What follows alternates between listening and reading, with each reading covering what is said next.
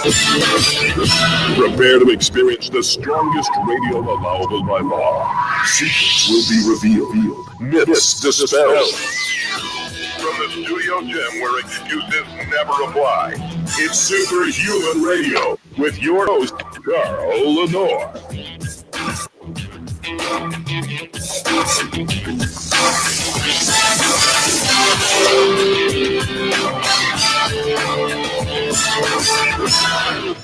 Hey, welcome back to another episode of Superhuman Radio. Today is Tuesday, which means we have the BluePrint Power Hour scheduled for you, which is going to start in just a moment with my co-host, Coach Rob Regish.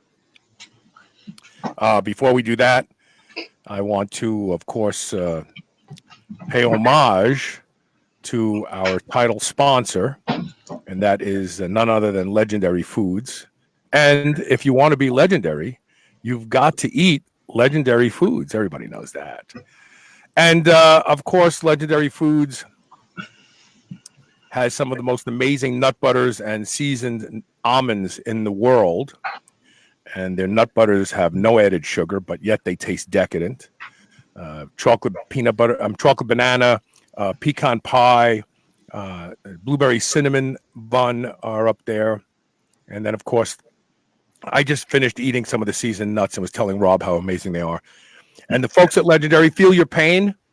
And so if you go to eatlegendary.com and you use the code RELIEF15, you'll get an additional 15% off their prices for orders of $100 or more. This does not include the tasty pastry because the tasty pastries don't stay on the shelf long enough to justify discounting them.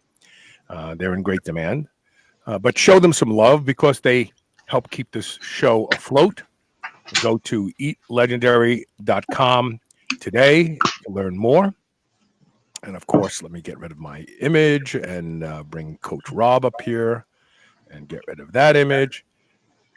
And of course, roll his music. Look at this. We're going to get it all done here. Here we go. Yeah.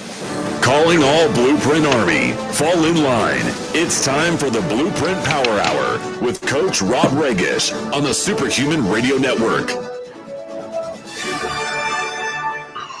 How you doing, Rob? I am doing well. I would ask, though, for the audience to say some prayers, both for my wife, who continues to battle her skin cancer, as well as my friend Billy, who was hospitalized this morning. We just need to send some good vibes out to both of them and hope for the best. Absolutely. Yeah. What's new with you, Rob? Not a whole lot. Actually, there is something new. The ginger suggestion that you gave me for Jen's skin cancer. We should talk about that maybe a little bit later in the show. Just phenomenal stuff. And I must admit, I vastly underestimated ginger. And I just figured, it's a spice. It's so much more than that. It's crazy. Now, are you seeing a reduction in the size and changes of the borders of the skin cancer lesions? Very first time I applied it, the next day, or it might have been 2 days that she took the bandage off, she herself remarked, "My God, it looks a lot smaller and, better." And of course, I don't look at it enough to be able to make that assertion, but she certainly did. So, we're going to keep doing it. It is some really dynamite stuff. And like I said, I did not realize just how potent it is. And whether you're taking a whiff of it or putting just a little bit on your tongue, you'll quickly realize just how powerful it is. Just phenomenal stuff. It's funny. Over the years, I've probably told 100 different people who told me that they went to the doctor and had a biopsy done because they have a skin lesion. Right. And the doctor said it's suspicious. They like, this is suspicious. And I've said to him, look, get yourself a really high quality ginger extract that has a minimum of 5% gingerols. Right. Put a little distilled water, purified water in a shot glass, put the powder in there, mix it up until it's like mud. Apply it directly to the lesion.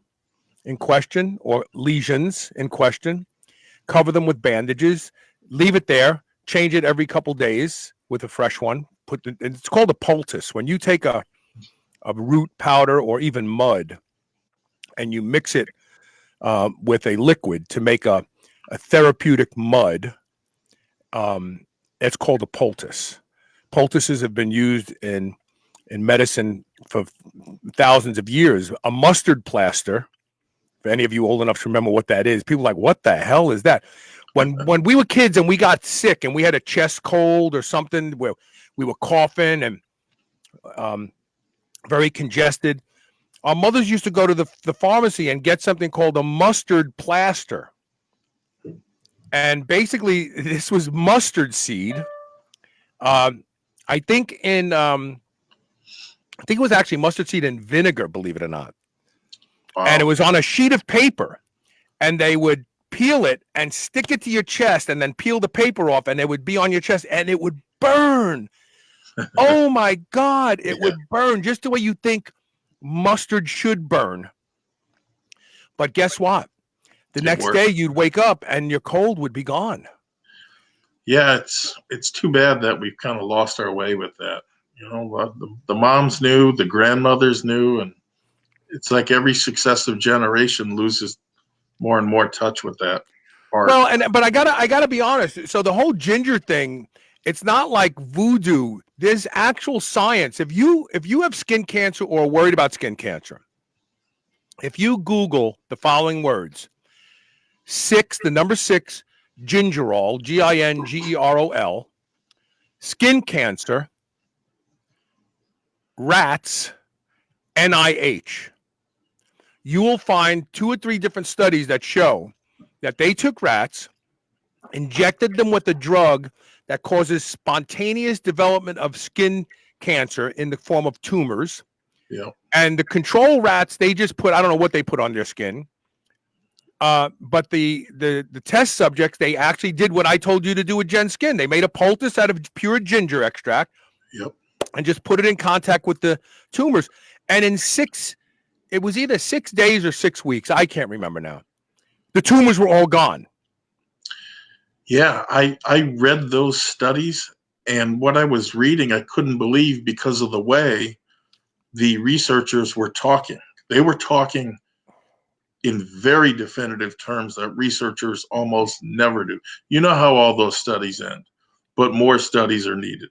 No. That's not what they're saying in these studies. They're saying this is a definitive treatment and a pretty damn potent one for various cancers, and certainly skin cancer is at the top of that list. Now ask yourself why a dermatologist doesn't know about that or tell their patients about it. Why don't they do it? You know, I don't know. And it's frustrating, right? Because it's in the medical literature. Are they not reading it, or are they simply dismissing it? That would be my assumption. John, are you driving through Louisville, through Kentucky, man? Come on, brother. Hang a dog leg north and then go down to Georgia. Oh, wait a minute.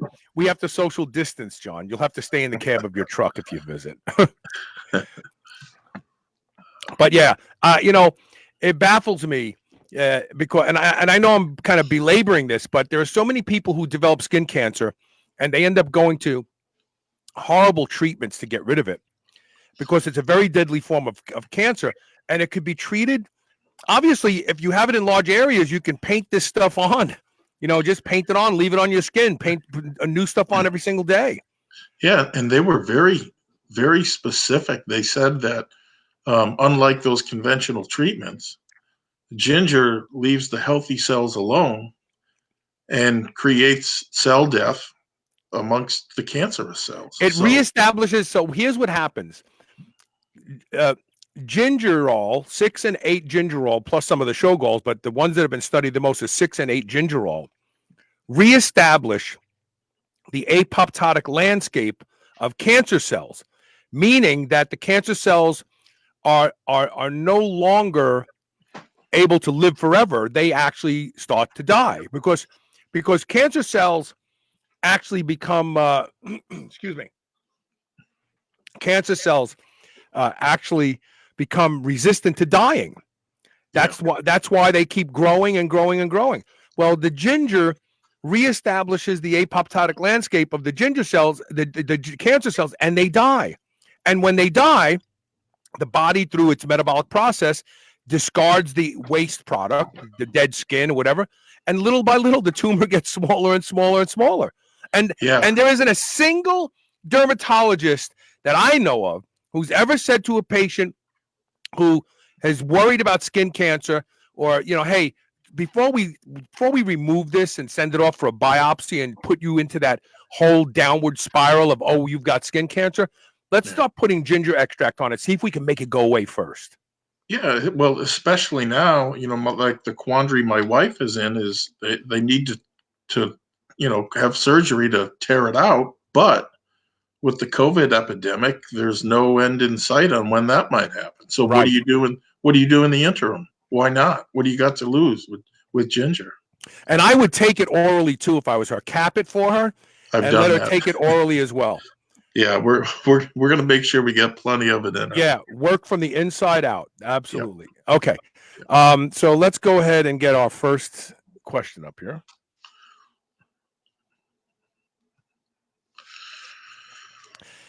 Jack Patterson, and I may have to go to his actual question because it's a long one. So let me just give me 1 second here. So Jack Patterson says, in terms of boosting immune function, what products would you put at the top of the list? If you had to buy one, what would it be? Vitamin C or better? Is that better than vitamin D? There are so many, and I'm not sure what forms to buy either. Is transdermal better than oral? And should I get a B12 shot from my doctor? Any tips at all? Yeah, so a bunch of questions here. First things first, though. Boosting immune function it's the same as, let's say, building muscle and stripping fat. If you do not have the fundamentals in order, like a good night's sleep, a good diet, and you're exercising, it's not gonna do you much good to take pills, powders, and potions to boost immune function. It's a little bit like doing your laundry with no laundry detergent. It's not going to end well. So you really need those three fundamentals: the sleep, the good food, and the exercise. Because I've listened to some of your other shows, Carl, on just how beneficial the right amount of exercise is, especially in fighting these viruses, right? So you don't want to start running marathons right now. Right. That'll just make you more prone to getting sick.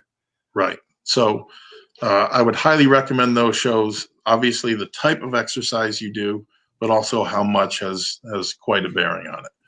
With all of that said, I'll try to take his questions one by one. The compounds that I would put at the top of the list for immune function are vitamin D, vitamin C and E. I like alpha lipoic acid because it works as both a fat and water soluble environment, regenerating vitamin C and E, along with various mushroom strains. You've got shiitake, cordyceps, and reishi that have all seen data that they boost the immune system. I think that, along with getting your glutathione levels topped off, is paramount. And the latter is probably easiest to do with an N-acetylcysteine product. If I had to buy one, this is a tough one, but if I had to buy one, it would probably be vitamin D, just given the amount of stuff that it's tied to. We know, for example, magnesium is responsible for over 300 enzymatic reactions in the body. I'm pretty sure vitamin D is tied to even more than that. Now, having said that, I would also have vitamin C on hand, and probably if you can't get liposomal vitamin C, then powdered vitamin C for acute loading in the event of sickness. That would be a close second for me. So if you don't already have some on hand, I would pick some up. And I say that because I just got done reviewing a 2-hour presentation on vitamin C and the immune system. And it is just staggering, the number, over 20 different ways it enhances your immunity. And it's funny, I kind of saw this when I had used powdered C before.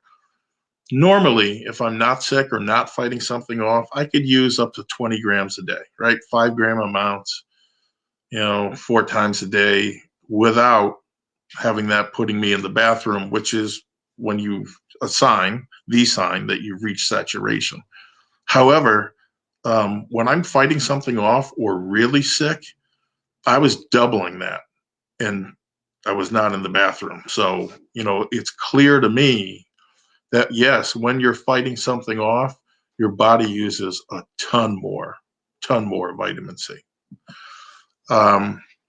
Now, when it comes to different forms of these vitamins, in terms of vitamin D, I know it's not around anymore, but your product, Carl, Primal D, was the best I had ever used. And that, as measured by my blood test, my levels went from 35 to 70.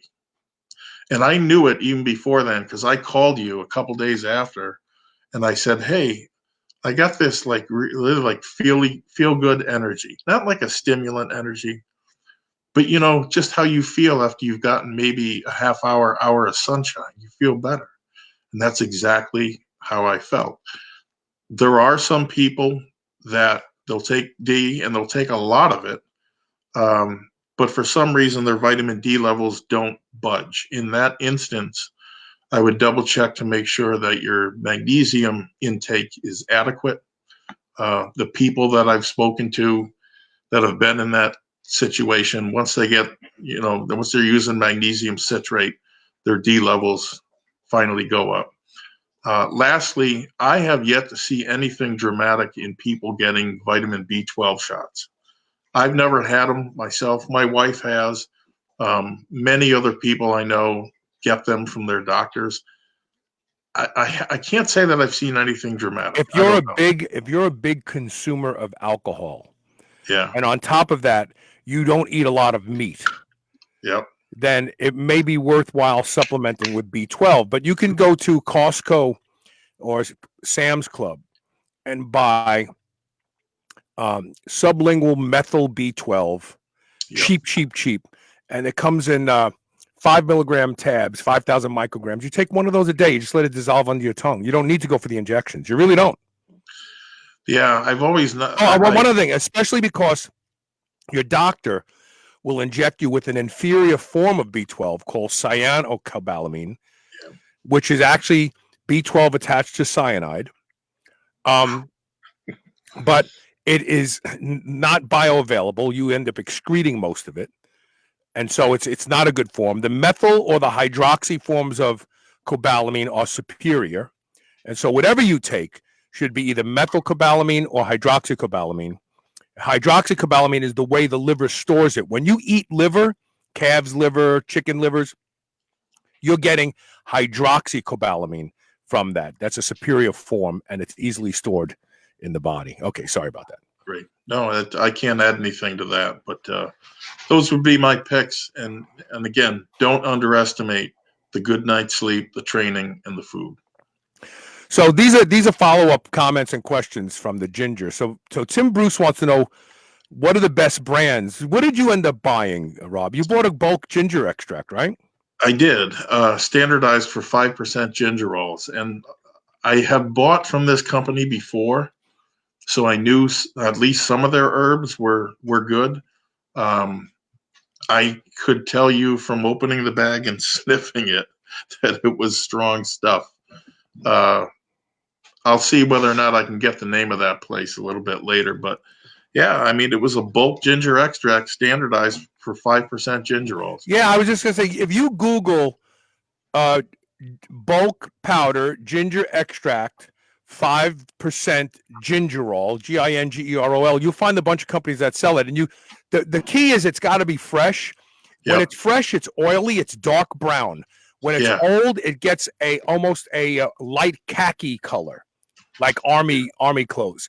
But when it's You that had a dark ginger. brown, almost muddy color, and it's got a lot of the volatile oils in it, it's very, very spicy and it smells strong. You had a ginger product at one time, didn't you? I did, but it was a pain in the neck. When you don't have a lot of time, you have to choose your fights. And I did have a high quality ginger extract that I was buying from India that was actually higher than 5% gingerol, but we just labeled it as 5% gingerol. It was very, very good. Jason Pointick says, I got rid of my dog's cancer, not skin, but tumor. She lived for like 4 more years. Originally got the advice from you on Casual Friday. Yeah. I've been talking about ginger forever. I did a show. My first show I did about ginger was in either late 2005, early 2006. It cured my brother-in-law's lymphoma. Wow. He had a 2.5 centimeter mass in his stomach that's 1 inch around. And they had already put the port in him to give him chemotherapy. Right. But before he did the chemo, I had him taking 3 grams of pure ginger extract, the stuff I used to get. Yep. I actually started getting it for him. That's how I found it.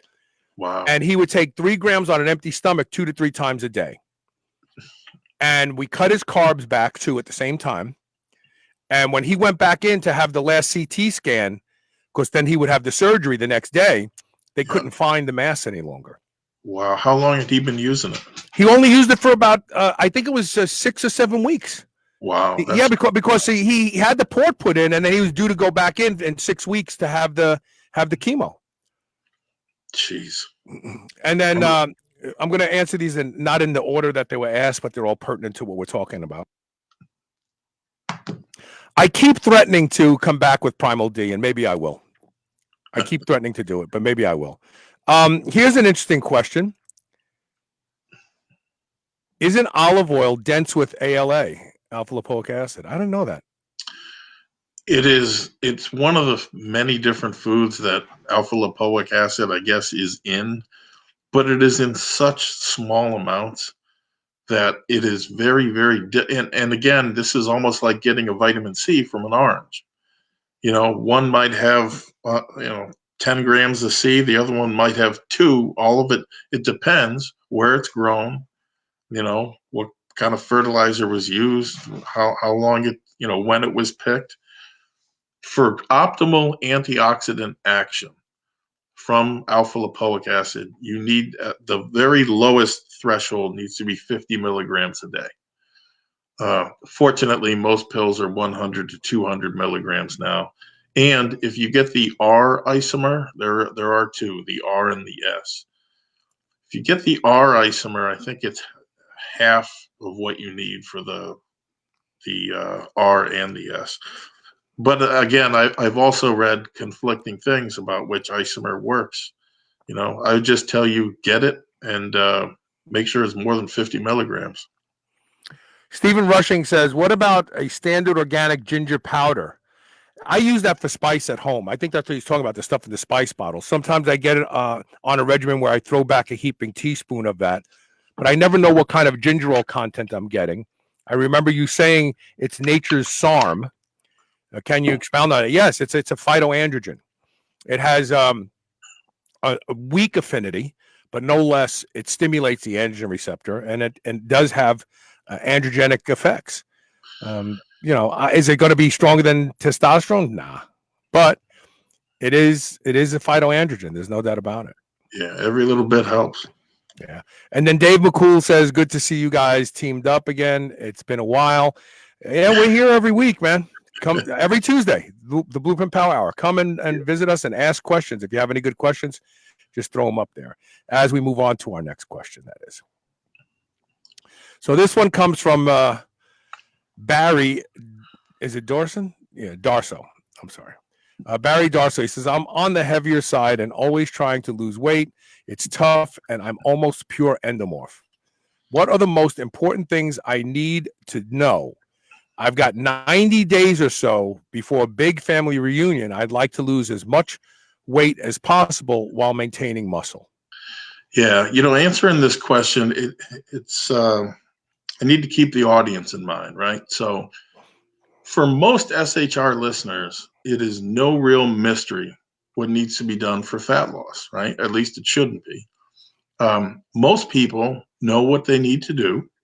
It's just a matter of actually doing it, right? And not getting derailed or otherwise discouraged. The first thing that I would do, honestly, is take some measurements with a tape measure, go around the chest or right around the nipples, the waist, around the navel, your arms flexed, your mid thighs, as well as your calves. And that is going to be your primary measure of how your diet and training are going. You can weigh yourself too, but I want you to get the idea of weight loss, because I noticed he used that in his question. Get weight loss out of your vocabulary and your mind, and instead replace it with fat loss. The next thing you need to do, I think, is understand that most of this is diet. Okay. Some people approach the problem by eating fewer calories. Other people, fewer carbs. Some people do both. They restrict both. Some people still believe low fat is the way to go. I've seen people on almost all protein diets. Whatever your strategy is, there is one and only one that I can see common denominator to success, and that is keeping insulin low and or steady. And so when you keep insulin low, it leads to much better and more efficient fat loss, be that through a caloric deficit or a greater energy demand or both, right? Which brings us to training. That energy demand should come, in my opinion, not from cardiovascular, work, Training. well. Instead, it should come from weight training done very quickly. So, meaning something, you've heard me refer to it before as lactic acid tolerance training. It is, picture 5 to 6 compound exercises back to back to back to back with no rest. You rifle through 5 of those, you rest a minute, and that's one round. And then you try to go for another and another. That type of training dramatically increases your natural growth hormone levels, which builds muscle, which burns fat 24/7, not just an hour or two for when you're doing cardio. It's infinitely more efficient. Not only that, it improves your conditioning manyfold. You can go out and run long distance after several weeks of performing these lactic acid tolerance training workouts, and they'll be a breeze. So in terms of frequency, what I've seen work, it depends, right? I think at a minimum, 2 of those sessions a week will work. In all candor, I've seen people do better on 3 or 4. Some of that goes back to soma type, right? If you're an ectomorph, 2 sessions are probably going to work well. If you're a pure endomorph, 3 or 4 are probably recommended. So you perform 5 to 6 of those exercises, rest a minute. The ideal is to build up to 5 rounds, okay? But understand when you start, that's probably not going to be happening. Start with 2, maybe 3. That's a much more realistic goal. Because the blood starts to become very acidic, you can get to a point where you throw up. We do not want to get to that point. That's not productive. That's no badge of honor. It's just, you need to stay within yourself, but also push yourself. It's a very fine line, right? But the more you do it, the better you get at it. It's not easy. As far as supplements go, there is nothing with a better cost to efficiency ratio that I have seen, and safety, than the good old ephedrine caffeine stack, which I've gone over a million times. This is as close as your local pharmacy. You can add EGCG, epigallocatechin gallate from green tea extract. That has been shown to result in greater fat oxidation when added to that mix, as is forskolin, as has forskolin. In terms of the other supplements that are out there, steer clear of things like CLA, conjugated linoleic acid, green coffee bean, that was popular a while ago. Hydroxycitric acid, that was another one. I don't know what the current darling is, but look, they've all come and gone. And frankly, they haven't done much of anything. If they did, they'd still, they'd stick around. Fact is, they don't. They all go in and out of fashion. The bottom line is, if ephedra, the herb, was legal again and put back into fat burners, nobody would even bother with any of this other crap on the market right now, right? And so the final word on this is similar to boosting immune function. You can't just take the fat burners. They'll mobilize fat and it'll circulate around, but unless there's an energy demand or a caloric deficit, there's just going to get deposited into your fat tissue. So the training, the diet, and the sleep are 1, 2, and 3, and then the supplements. Very good. Next question comes from Kevin O'Malley. He says, how do I increase my bench press? I'm stuck at 300 pounds. That's a really good place to be stuck at, by the way. I want to hit 315. I think it's a mental block. How do I get past my sticking point, which his sticking point is coming off the chest? Okay, so a couple things. For all of its reverence, I honestly feel bench presses are a poor bargain, if you will, in terms of building the upper body. I'm not saying they don't work. They clearly do. But if you're not competing, let's say in powerlifting, I think the weighted dip or pullovers are a far superior movement insofar as building not just the chest, but the entire upper body. Those two movements, quite frankly, they work a lot more muscle than just the bench press. Having said that, let's say you're competing and the bench is a necessity, or you otherwise just want to do it and you're young and you've still got good shoulders. I was just going to say, and your shoulders don't hurt you, so you want them to hurt you. Right. Like, I wish I could complain about my shoulders hurting me because all these seasoned lifters always complain. I know. I'll just go hurt them bench pressing. Yeah, I mean, the sad thing is by the early 30s, a lot of heavy benchers are out of the game. But be that as it may, you want a bench. A sticking point off the chest, that can be addressed in a couple of different ways. Some gyms have so-called cambered bars, or a bar that is bent in the middle, kind of looks like a U, for lack of a better term. And so what that means is when you lower it to the chest, your hands sink an inch or two farther, right, past where the bar otherwise would. And so you're benching, I guess you call it, from a deficit. I was going to say it's kind of like a deficit is deadlifting off of a plate or platform is to the deadlift. This is to the chest. Right. And so that's one possible solution. Now, a lot of people are going to tell you that dumbbell benching is going to help here, especially out of the bottom. But I think they're wrong on several counts. One of which is, first off, when you're reusing dumbbells, because of the greater stabilization and so forth, you are using less weight than you otherwise would be able to on a barbell. The other thing is, people mistakenly think dumbbells result in a greater range of motion, when in fact the opposite is actually true. Because if you think about it, you're lowering the dumbbells, right, till they touch your chest or very close to it. Because of the thickness of the dumbbells, it's actually a shorter range of motion versus greater. And the bigger the dumbbells you use, the shorter the range, right? I'm not saying they don't have merit, but it's not going to be in getting your bench, from here to here, from the bottom up. Now, if you do not have a cambered bar, you can do what I did for years.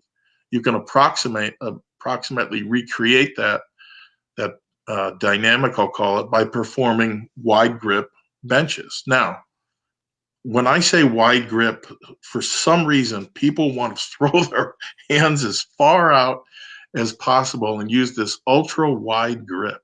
You are begging for a pec del tear somewhere in there by using such an extreme grip. All that, in fact, is necessary is to go out maybe one hand length past your normal grip. Mhm. And so once you've established that, and that's okay, that's my wide grip, reps of 5 to 6 seem to work best for whatever reason.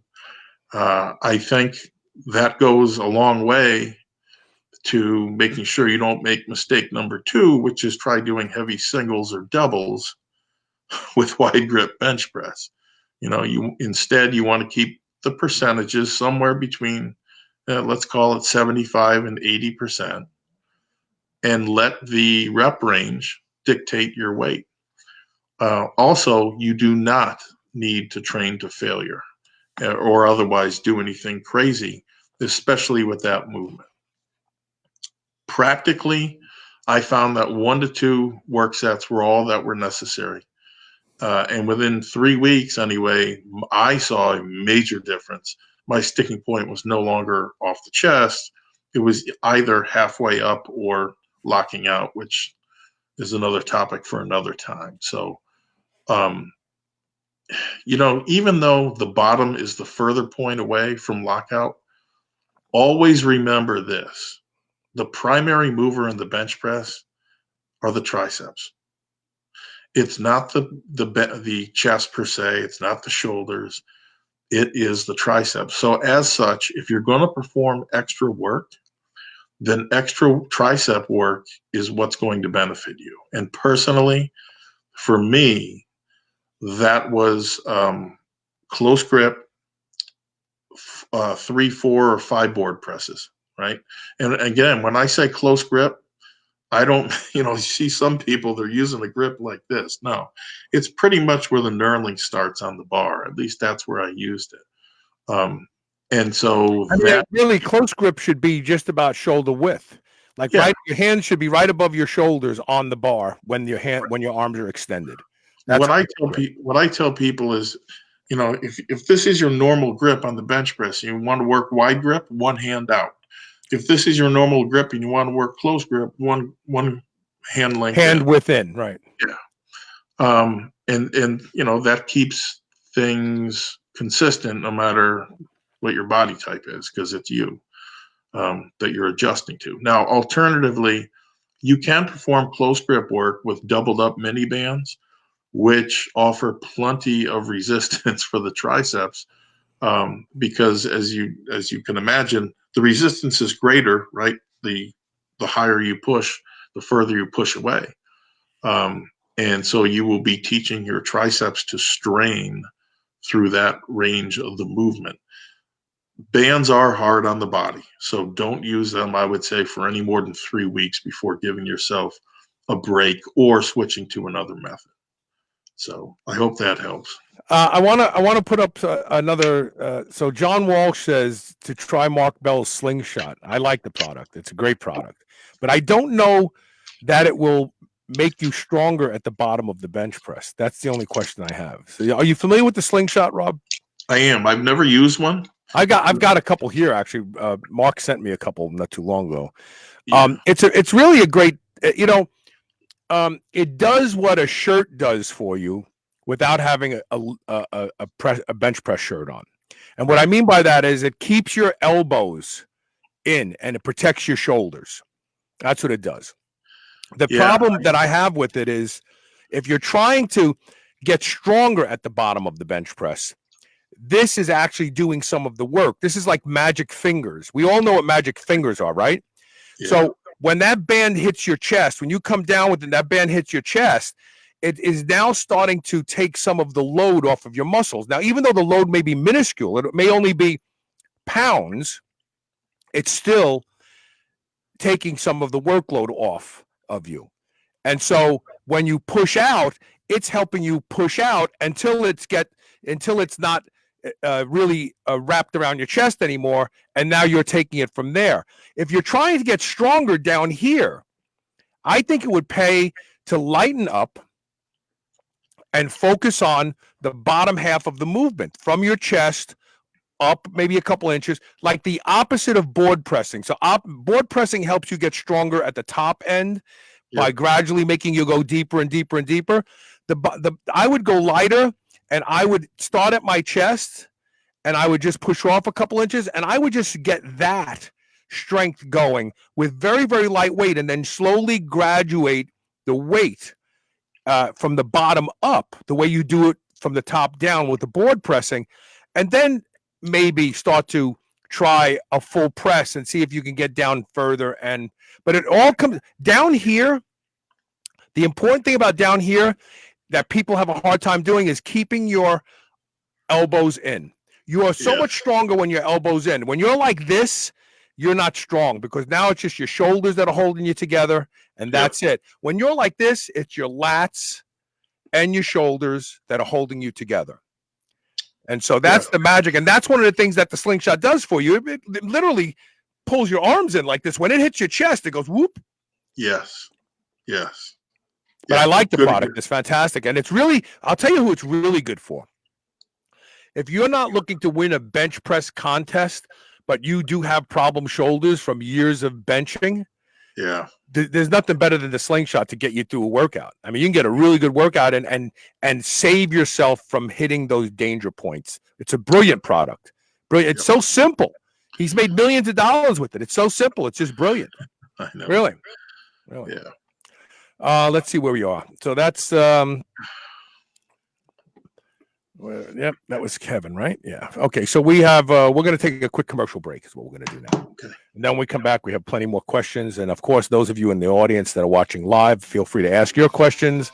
We shall return. Stay tuned.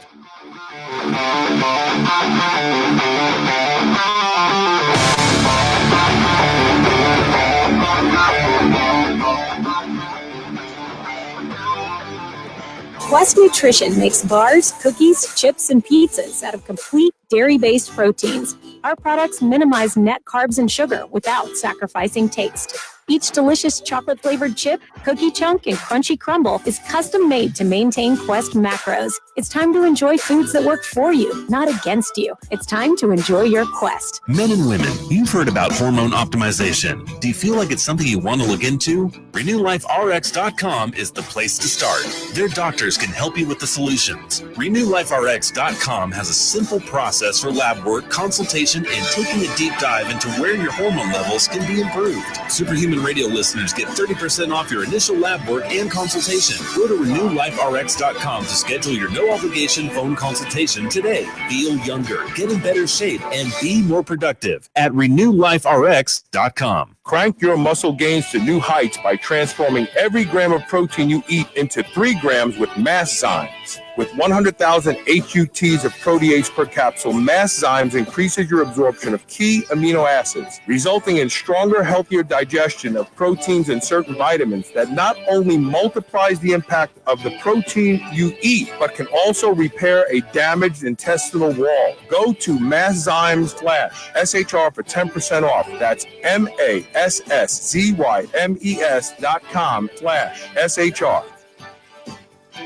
Hey, this is Carl. For 14 years, you've heard me talk about Can-C eye drops, and they being the reason that I do not need reading glasses at now 61 years old. But I regularly get emails and messages from people who've been using Can-C and having some amazing results. Recently, I got an email from a fellow named Chad, who, because he was on dexamethasone eye drops for over 6 months, developed a cataract. Can-C eye drops actually reduced my cataract to the point where even my doctor has a hard time finding it. I will never stop using Can-C eye drops twice a day. I've been using them since 2008, he says. And you should be too. There is no better way to keep your eyes healthy and seeing clearly than Can-C eye drops. Go to wisechoicemedicine.com today and get on board, and we will both be looking into the future with very clear vision. New Mass Pro Synthogen X2 just upped its own legendary game. To distance itself even further from the rest of the pack, Synthogen X2 now has double the key active ingredients. If you've ever wondered what steroid-like recovery feels like, Synthogen X2 delivers. See why others compare it favorably to powerful bodybuilding drugs at synthogen.com. Mass Pro Synthogen.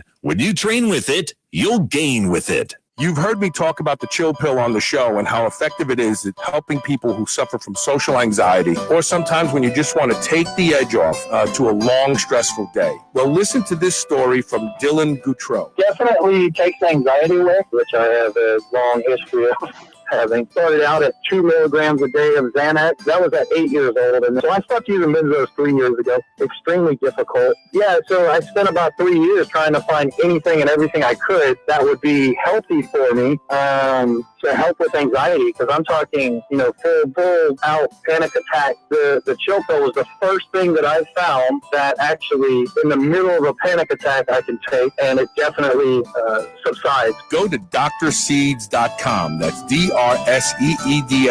Use coupon code SHR and save 20% off your first bottle of the chill pill. Check it out. I promise this is one supplement that delivers.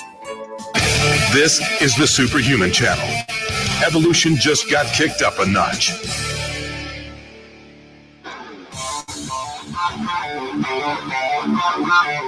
I want to tell people about something that I've discovered.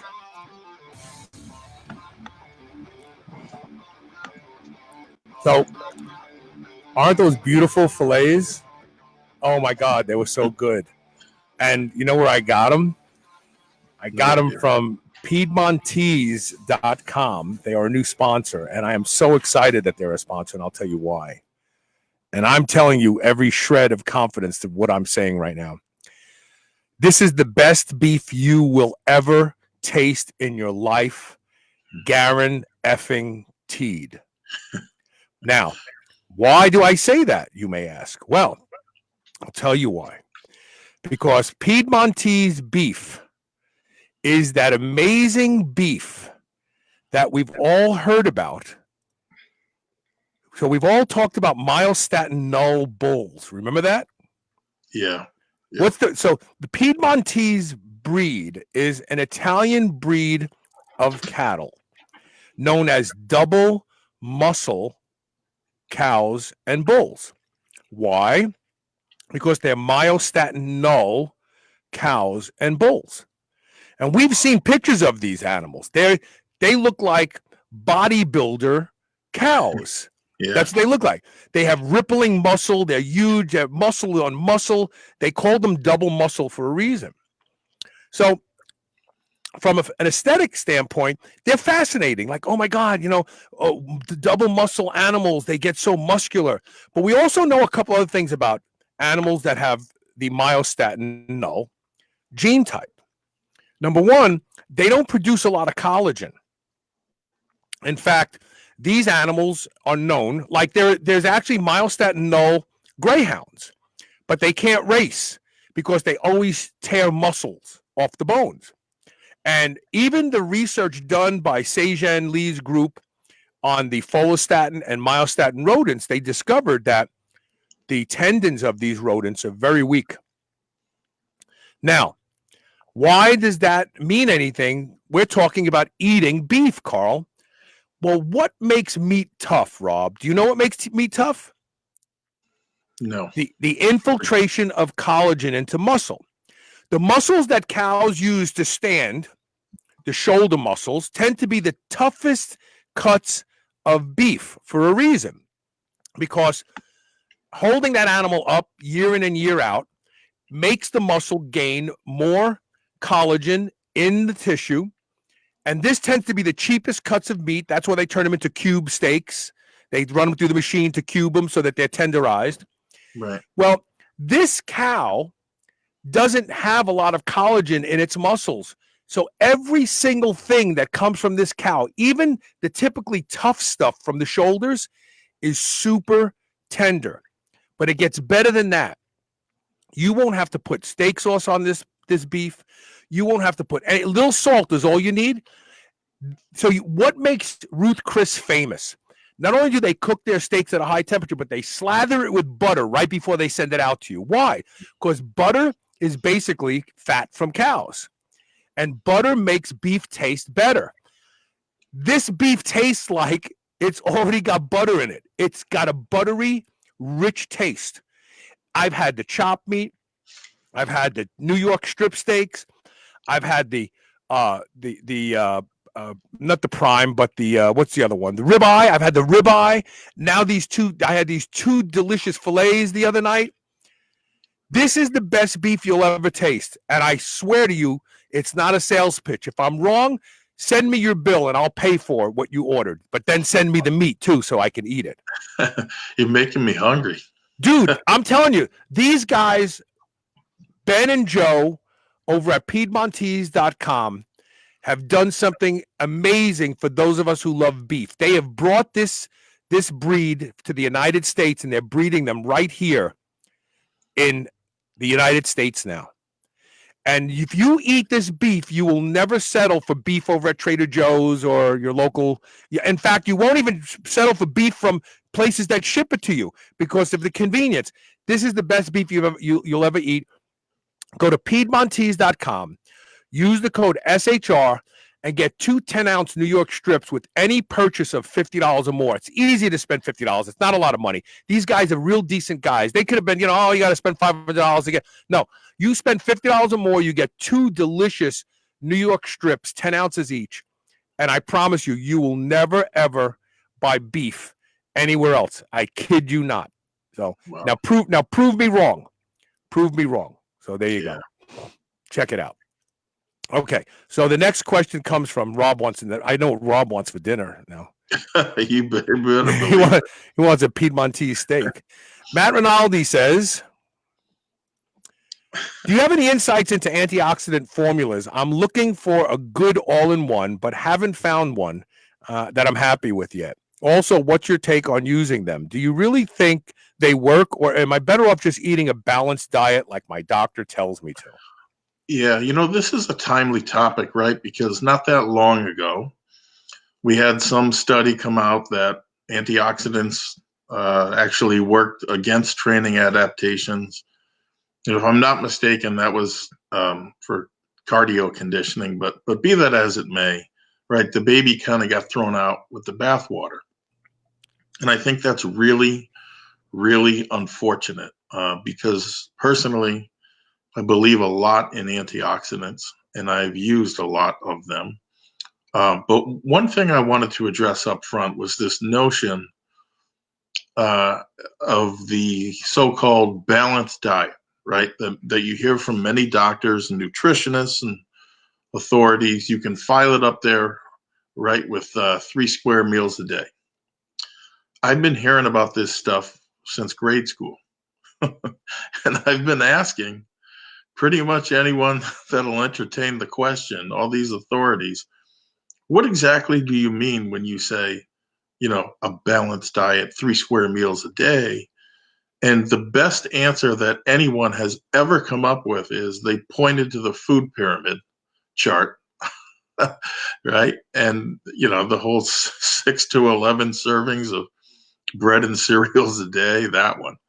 I don't know if that's the current thinking, but suffice it to say, I never got a decent answer. Now they have the My Plate, I think it's called. It's a little different, but it's still very low on protein. They always tell you like the smallest amount that you eat is of the protein. Right. And the fact of the matter is this, right? The right diet for you depends. It depends on a lot of things. And I'll give you just one very pertinent example. I can eat mixed nuts till the cows come home. I have a friend who is deathly allergic to them. Matter of fact, I watched this happen in high school. I think it was hazelnut that was in some of these mixed nuts. He took a handful and his air passages closed up. It was one of the scariest things I've ever seen. Had to call the ambulance. The paramedics came in. They cleared his airway somehow. I don't know. They give him an epinephrine shot. Yeah, that's right. So right, suffice it to say, what's one person's ideal is another person's poison.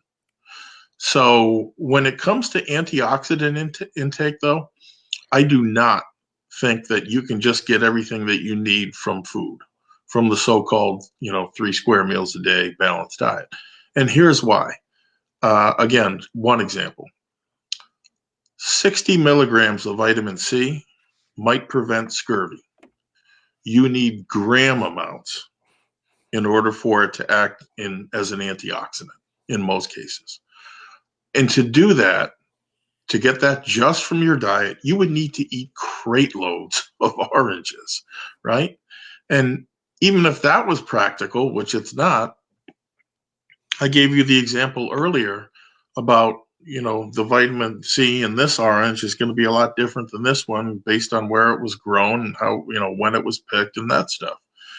The situation is similar for alpha lipoic acid. We discussed that. As you look at natural sources, you see organ meats like liver and kidneys. You see broccoli, spinach, potatoes. But honestly, how are you going to get a consistent amount? So good luck. I just don't think it's practical. Long story short, I do think you need to supplement some of these antioxidants for them to work effectively. I have yet to find an all-in-one formula that I'm happy with. Although there are a couple that are close. And from a practical perspective, right, you can't afford all of them. I mean, there are so many, and they keep identifying new substances in fruits and vegetables and other places. And, you can go broke real fast. So to put a stick in the mud, this is what I take. It might not be right for you, but this is what I take. Every single day, 3 grams of vitamin C. 800 IU of natural vitamin E, mixed tocopherols and tocotrienols, the natural form being D-alpha tocopherol, the synthetic being DL. Be very careful when you go to buy it because it's easy to miss. I also, along with that, take 200 milligrams of alpha lipoic acid, the R isomer. 15 milligrams of astaxanthin, I get that in Tranquillogen. Of course, the curcumin that's also in there is chock full of antioxidants, and 1,500 milligrams a day, sometimes 2,000 of N-acetylcysteine. And that, again, to boost your body's most prolific endogenous antioxidant, that being glutathione, right?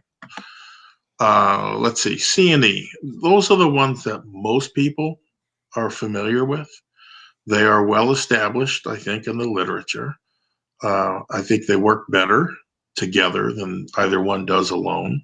And our alpha lipoic acid, again, is complementary, especially given the fact that it's both fat and water soluble. It's one of the very few that's the case. Astaxanthin is one of the newer kids on the block. It is many times, according to the studies, many times more powerful than vitamin C and E.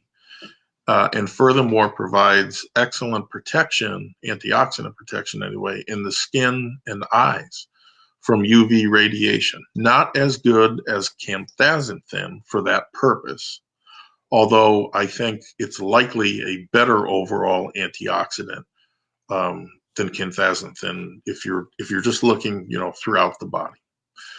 I would be remiss not to mention 2 other things. One, people know, right, wrong, or indifferent, I'm the ecdysterone guy.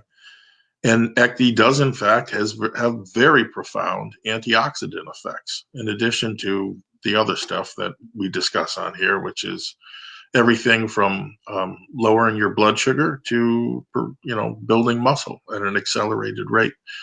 And also ginger. Frankly, I dismissed this stuff. That was a huge mistake. If you look up what is actually in ginger, I think it's going to blow your mind. And in fact, if you look at the literature, a gram a day of it pretty much provides protection against everything that you can imagine. So that's what I do, Matt. And it served me well for the better part of the last, let's say, 15 years. Because once I turned 35, I really ratcheted up my research into antioxidants and started using different ones and noting the different benefits and so forth. And this is one last point. When I was 25 years old, I used an antioxidant formula by AST Research. The name of it was Viosilate. And it was a powder, and it was just, a lot of very strong, high dose antioxidants. And I'll tell you, I took that immediately after training, and I saw a big difference in how I recovered. So we didn't have any of the data then on whether it was good or bad or what it was going to do. But I very consistently noticed that it made a difference insofar as my recovery. And that kind of got the ball rolling. Where it goes from here, you can go in a million different directions, but those are a half a dozen or so that I think a lot of and that I personally use. The whole antioxidant subject to me is a little baffling, and I'll tell you why. First of all, we know that too much of a good thing is no good. Antioxidants in high levels can actually help cancers grow. It doesn't cause cancer, but cancer leverages everything that's good for healthy cells.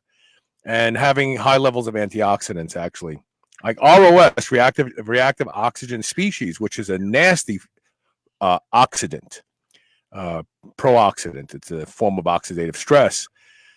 It actually kills tumor cells. So it's the whole antioxidant thing is interesting to me. I take vitamin C. I do take R-alpha lipoic acid. I do take glutathione. And I also take N-acetylcysteine, which also helps to produce more glutathione. But the thing I want to say about antioxidants is the reality is that nobody knows if they're really working for them. Everything is subjective. We think it's working. Oh, I think it's working. I think I feel better. I think, I have not done the deep dive into looking at research about taking this much of an antioxidant and what it does inside your body. If you ask people like Aubrey de Grey, he'll tell you that it's critical because the mitochondrial theory of aging is that the mitochondria produces oxidative stress. And he's against exercise. He says, if you exercise, all you're doing is spinning off more oxidative stress. Yeah. And so, it's an interesting discussion. It's not one that I've spent much time on. I do take antioxidants as a precaution, but it's one of those things that is just not that sexy to me. I don't know why.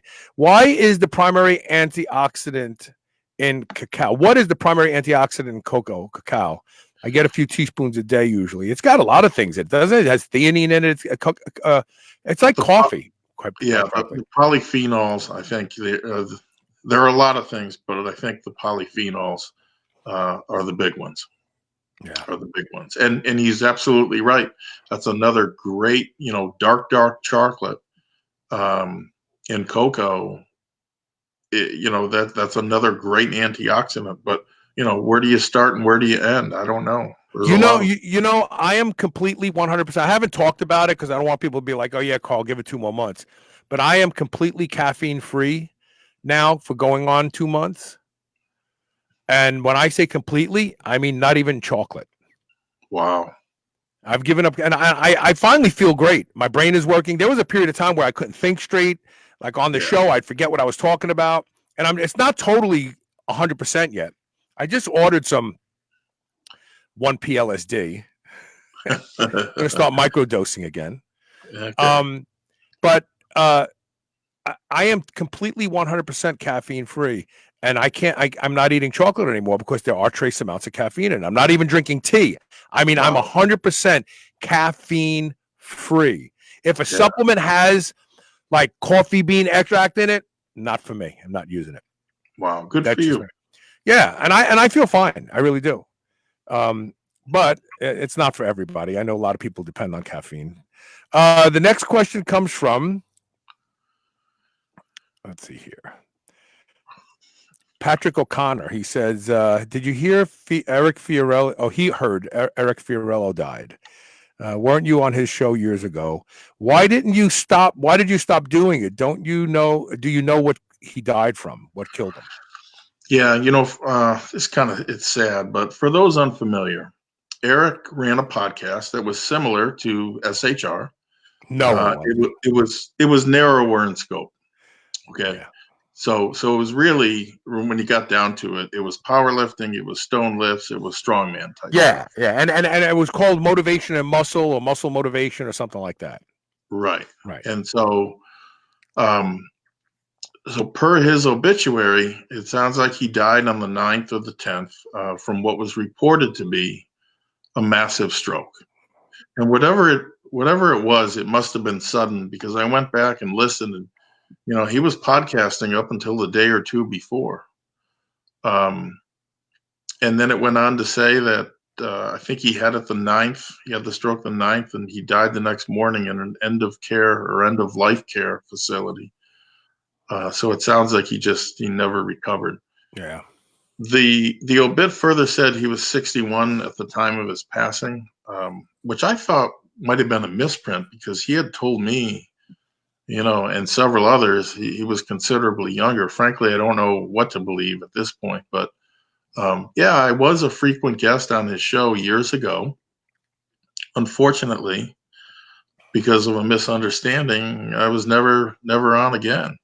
And that seems to be the situation with a lot of people. He had a lot of misunderstandings. I guess people are just calling them misunderstandings. Yeah, and you look back and you think, God, that was stupid. We should have gotten past that. But be that as it may, right? Eric really did love all things strength. His guest list in that arena was pretty darn impressive too. He had many of the greats on, and you can really tell he loved what he did. I remember talking to him off air many times. Apparently, he worked in IT services for most of his adult life, but he started this podcast around 7 years ago. I did read something really cool about the way he started with weights. And so he had a younger brother, Jimmy, who unfortunately was struck down at an early age with muscular dystrophy. And despite his parents' assurances that he wouldn't, quote unquote, catch it, Eric was terrified that he would be next, and that his muscles would wither away, to the point of his brothers, who was wheelchair bound at the time of his death. I forget his exact age, but it wasn't very old. Maybe even before he was a teenager. By his own account, Eric was reading comic books one day, and he came across the Incredible Hulk, and he resolved to get as big and strong as the Hulk, to be impervious to muscular dystrophy and whatever else came along. I would tell you that, in a sense, he succeeded, and he probably did inspire many other people to take their strength training to the next level. In his later years, he was very focused on money. He was very influenced by the book Think and Grow Rich, which is not a bad book. It's actually an excellent book. But it was to the by Napoleon Hill. Yeah, everybody's read it at least once. Yeah, to each his own. But I guess I always looked at that. It was kind of odd, because if you think about it, the things he valued the most were the things that we value a lot too, which, right, strength and health. Even if you had $1 million, you can't buy those. Right. There's no gym in the world you can walk into and say, hey, I want to be a big, strong, jacked up dude that's healthy. That's you don't do that with money. 1 million, 10 million, 10 billion, it doesn't happen. Right. It does happen through hard work, discipline, and sacrifice. And I would tell you to sum that up then, he had those in spades. That was pretty clear. So I hope wherever he is now, he's happy. And you can say a lot of things about the man, but I like to remember him like this. He may not have been a millionaire, but he made his mark on the world, I think, in the way he wanted to. And I do think he left a better place. Yeah. A better place. So, did he have a co-host? Is there anybody going to carry on with the podcast? No, he was pretty much, from what I've seen, a one-man show. He had tons of guests. Like who? Throw some names, because maybe people will go there and listen to some of his old shows. Well, I think Wade was on more than once. I think Brooks was on. Brooks. Some of the Highland Strength Games guys, that their mind escapes me. I don't follow it, but he had old and young, strongman, stone lifting. He actually made a trip, if I'm not mistaken, to Iceland to lift the Husafeld stone. Yeah. Which is no small accomplishment. I don't know if he actually got to do it or not, but he was there, and that's rarefied air. If you're going up there to lift that thing, or even think you can lift it, you've pretty much arrived in the strength world. Right. It's no small feat. So I just hope he rests in peace, and his contribution was made, and it was made well while he was here. There you go. Yeah, kind of sad. Yeah. He was on my show once, and I was on his show. Yeah. And even Elisa was on his show. He had Elisa on the show. They did a podcast for women training. So yeah, it's kind of sad. Very sad. We're going to take a quick commercial break, and when we come back, we have the BluePrint tip of the day. Can you give us a peek under the tent? What's the BluePrint tip of the day about today? Yeah, I'll just give you the title. It is tip of the day is the last days of laxogenin. I think we're seeing it. Hey, we're going to see it. Okay, stay tuned. We'll be right back with more of Superhuman Radio. Let me see. I can't get my... Wake up, computer. Wake up. We'll be right back.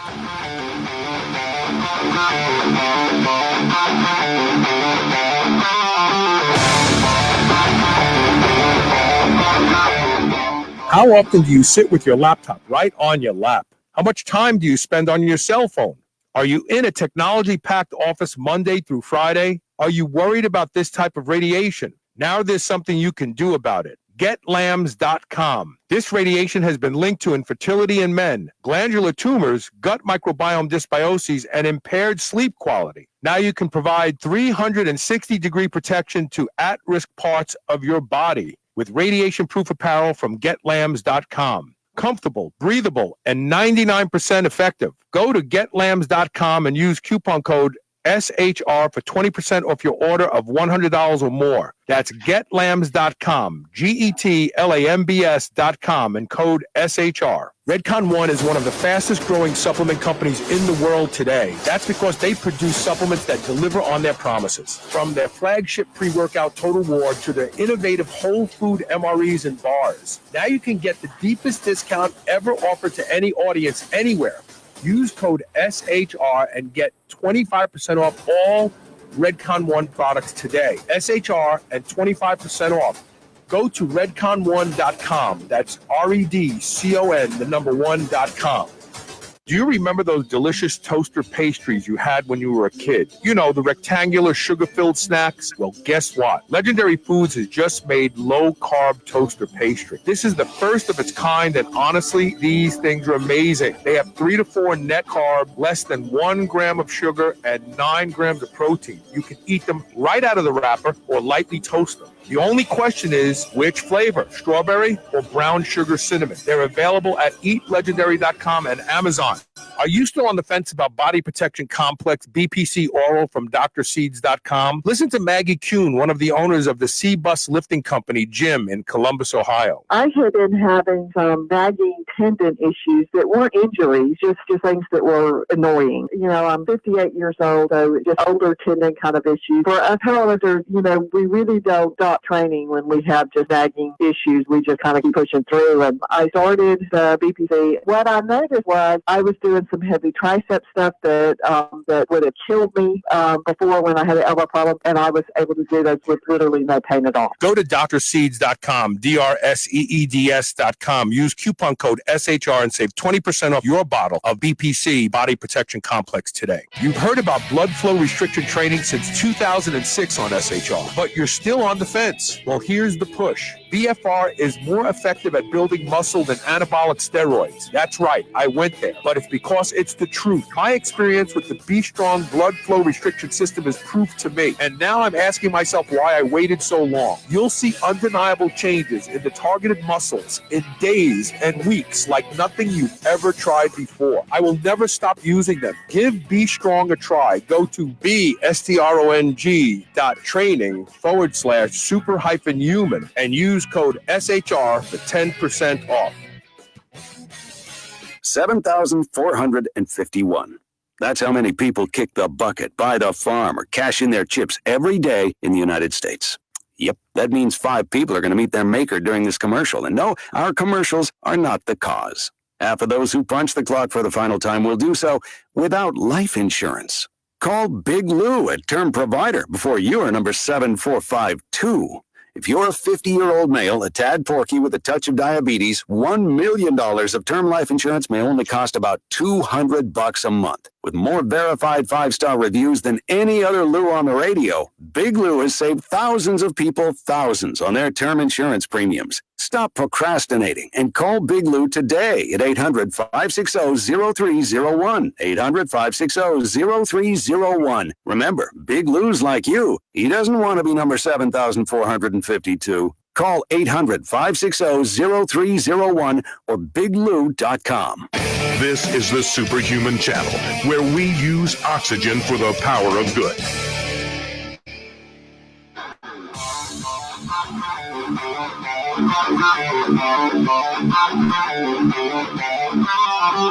Welcome back. So the blueprint tip of the day. Here we go. The tip of the day again is last days of laxogenin. I think we are in them. And I have to give credit to you, Carl, for bringing this to my attention. It's been years since I finished my laxogenin product, and I missed this piece of valuable info. So here's what's happening and how you might be affected if you use it. So just a few days ago, the 15th to be exact, there was a new study published in the Journal of the American Medical Association regarding laxogenin products and what is really in them. So here's some background. In October of last year, the U.S. Food and Drug Administration, the FDA, the good old FDA, placed 5-alpha hydroxylaxogenin, which has a ton of different synonyms, on something called the Dietary Supplement Ingredient Advisory List, which supposedly alerts the public that it does not appear to be a lawful supplemental ingredient. Do you know, just without segueing, you know what else they're trying to do that to right now? That would have been a kratom. Stevia. Oh, jeez. They're trying to say that stevia has never been approved to be, it's not generally regarded as safe, and it's never been approved as a sweetener, and people using it right now in their products are breaking the law. Yeah, we can't have a non-toxic natural sweetener on the market. Yeah, but you know what? You know what's really funny about the FDA? 1 million people a year die in the United States due to tobacco use, but that's cool. Yeah, there's nothing wrong with that. Don't take stevia. God.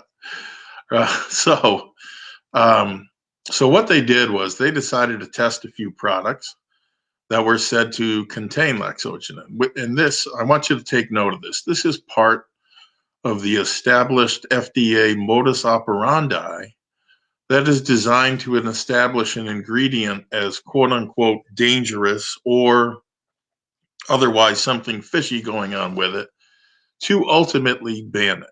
So they looked at a total of 6 supplements categorized in the National Institute of Health database as containing laxogenin. 4 of those 6 were available for purchase. 1 was out of stock, 1 was discontinued.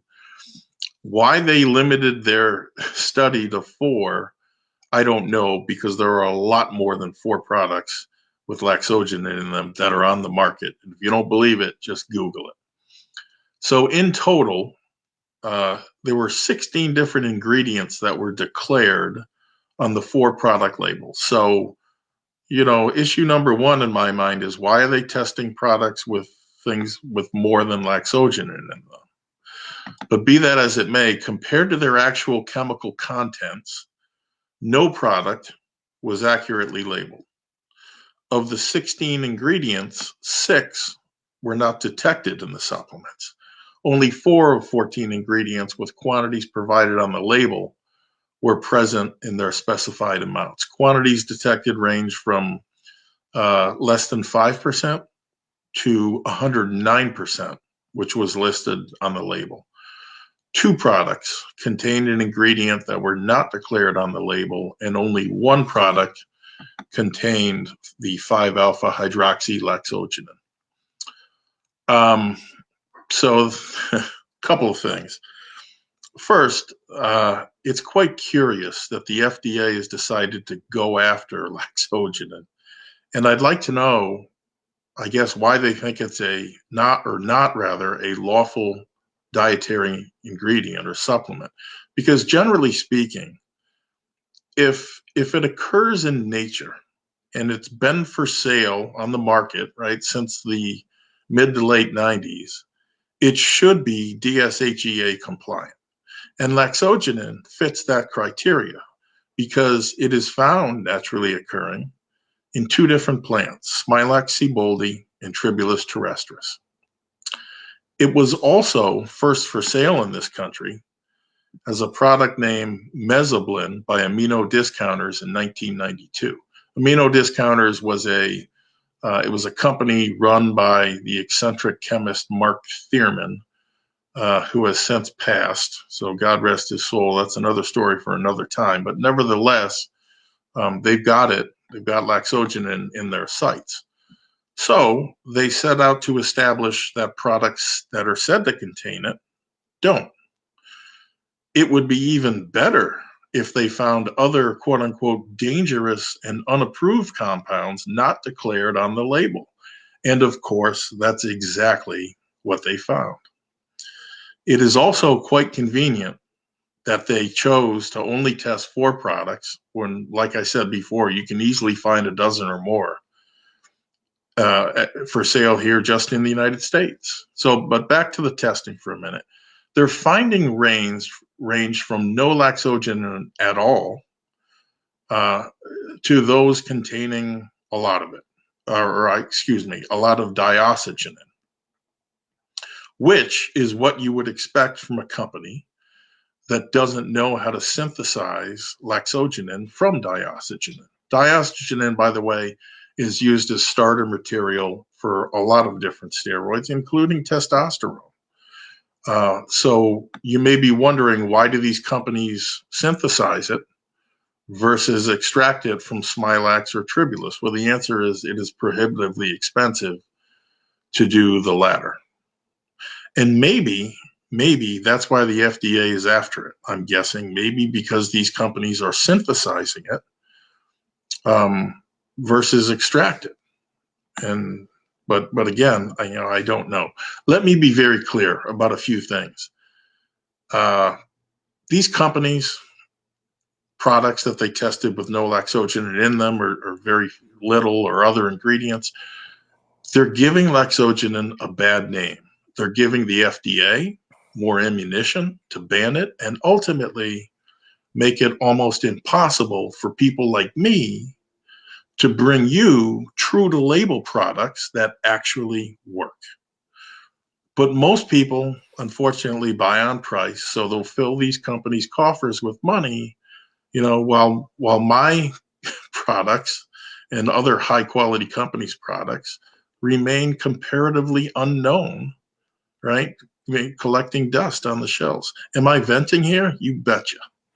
Because it's all but impossible to make money in this business, okay, when you've got these other companies that are flooding the market with products that don't contain what their label claims, or in some cases, nothing at all.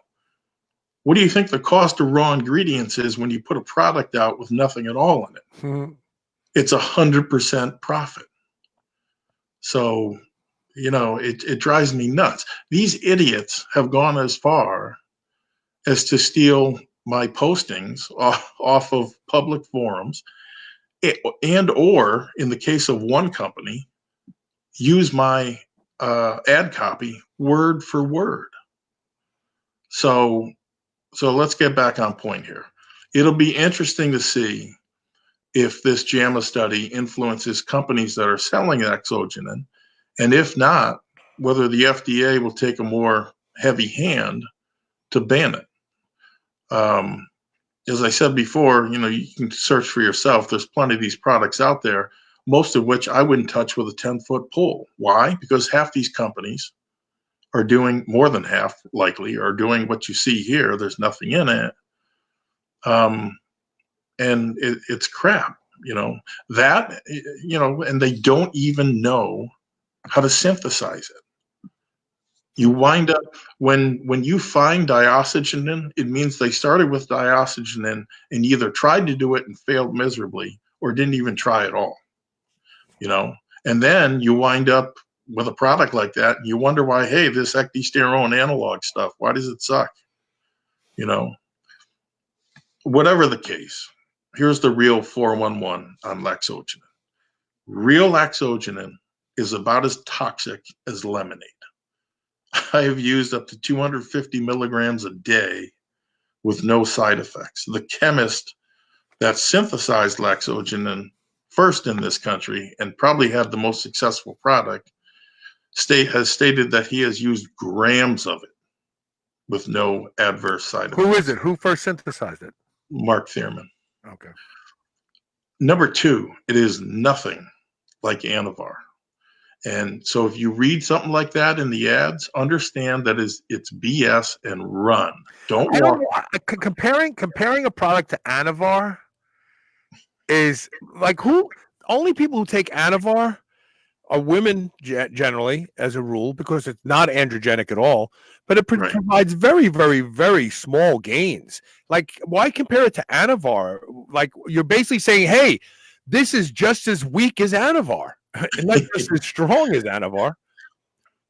Yeah, but because it's a steroid, most people think, oh wow, they get all excited. It works. Yeah, like I love it when on the board they call it VAR, like it's cool. Oh yeah. Using VAR. It's like, are you kidding me? Right. Level up. Try some test. Yeah. It's nothing like Anavar. It is quite effective, however, as an anti-inflammatory / recovery type agent.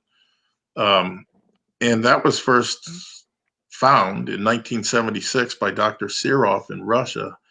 Actually found it quite effective for that purpose at a mere 25 milligrams a day. Wow. The former owner of Beyond a Century, Warren, who, God rest his soul, he's passed too, he told me in conversation once that he sold caseloads of Laxogenin to both lupus and chronic fatigue patients. Really? Yeah, which gave them great relief. And so that didn't surprise me, nor does the fact that most of these products have just dioxygenin in them. As a matter of fact, 15 years ago, I sent Pat Arnold 3, 4, maybe more Laxogenin products and had him test them, and he found the same thing. He said, this is some of the shoddiest work I've ever seen. There's no Laxogenin in here. It's just dioxygenin. So, to a certain extent, none of this surprised me. Here's the bottom line. If you are interested in genuine Laxogenin, it's in Progenadrex, which is sold over at predatornutrition.com. I took every scrap of info that I knew about that compound, which is 25 years worth, and I tweaked it for use in a lean bulking type formula. And I'm happy to say, for the years and years that it's been over there, it's got nothing but 5-star ratings. That actually outsells Synthogen, if you can believe that. Anyway, after the FDA, I have a bad feeling, after they exploit this study, it may be one of your last opportunities to try this compound. And it's a great compound, and to say nothing of the fact that it's incredibly safe. Yet, they're going after that and stevia and kratom and all these other things that are just peanuts compared to what the real health problems that the FDA needs to address are. Well, the FDA can't address any health problems. The FDA is an organization who poses as being the firewall between companies and citizens, but they're not. They're the indoctrination company and the gateway company of food products and pharmaceutical companies that they actually are supposed to provide oversight to, but actually are in cahoots with. When you think about it, I mean, the FDA. Look, there are good things that the FDA does. Don't get me wrong. And there's good people at the FDA, and there's real scientists at the FDA. But as an organization, it really should have been gutted a long time ago, and something should have been put in its place. And whatever was put in its place should have received 100% funding from the government and zero funding from industry. Because think about this. Imagine how the crack sales in your city would be affected if local police departments' payroll came from crack dealers. Like the crack dealers put money in a pool, and that's how they paid the cops. Are the cops going to want to put themselves out of a job by shutting down all the crack dealers? Yeah. Of course not. The FDA shouldn't be able to get fees for, so like every time a company submits a new drug, they pay millions of dollars directly to the FDA. And people say, yeah, but the FDA doesn't approve everything. Oh, no, maybe they don't approve everything, but they approve a lot of things that are horrible. And when you're getting money from the industry that you're supposed to be providing oversight with, you can't help but become corrupt. You just can't help it. Even better, take a look at where the CEOs, CFOs, and other EIOs of big pharma go when they retire. Notice where they go. They go to work for the FDA. Yeah, at the revolving door. We're getting some really great comments, and I can't put them up. I don't know why. What's wrong? Oh, here they come. So here, Jordan Fran says, "Thank you for the insights into Eric." And his life, who he was and his life. And Robert Sadler just put up a great comment, and it won't allow me to put it up there. He said, "Great show, you guys. I'm tuning in again from London, England. Thank you so much for tuning in. Thank you." Yeah, thank you. I'm sorry I can't put your. I don't understand what the problem is. Let me try something real quick because I want to get this interface has gone wacky ever since the whole COVID-19 thing. Like it's just amazing to me. A lot more people on the internet. Yeah, and so we're getting. I mean, I'm looking at our connectivity, and it's like down in the yellow, and it's never down in the yellow, which means that the bandwidth between the platform and me, at least, is not that great. Yeah. But thank you for watching today, Robert. And next time, I hope I'll be able to put your comment up there. But yeah, the FDA has to go. The way it's done now, it has to go. It really does. Yeah. I mean, it's. But anyway, that's it. That's it. So would you ever come out with a pure laxogenin product? Knowing this information today, no. Yeah. Why? They are for whatever reason they are dead set against it, and they will, if anything, a successful product will just make them more rabid in terms of going after it. I don't think they're interested in products that help build muscle. As a matter of fact, if you look at the Designer Anabolic Steroid Control Act of 2014, the great sin, otherwise known as why Joe Biden never became a pro baseball player. Yeah, but go ahead. I'm sorry. but if you read that, the great sin is something that builds muscle. It's written very, very craftily to encompass any compound. It doesn't have to look like, walk like, talk like testosterone. It just has to build muscle. We can't have that, can we? God, what a messed up world. It really is bizarre how people are afraid of muscle. So, when you look at government, the government doesn't want you to be strong. They don't want you to have guns. They don't want you to be well informed. when you really look at what the government is doing, and it's very obvious to me what they're doing. They really want a docile population that goes to work, pays their taxes, and shuts the F up. Yep. And to them, muscle, guns, or anything that would allow you to assert yourself in this life, no good. No good. Yeah, that's independence, and we can't have that. Yeah. I guess they forgot about the Constitution. Amazing. All right, that's it for today, I guess. Great show. Thanks for all you do, Coach Rob, and thanks to all of you who watch, and those of you who have been participating on the live show today. I thank you for being here for the whole hour and a half is what it is right now. Yeah. And we'll see you tomorrow with more Superhuman Radio. Go to CoachRobRegish.com after the show, and you will find things that will make you stronger, even though you don't have a gym to train at right now. So there you go. All right, we'll see everybody tomorrow. Thanks so much. Thank you. That's all I got. And nothing is working. Here we go. I can put that image up. That's the only thing. It's crazy. It's crazy. Okay. Mañana. Right. Mañana. Thanks.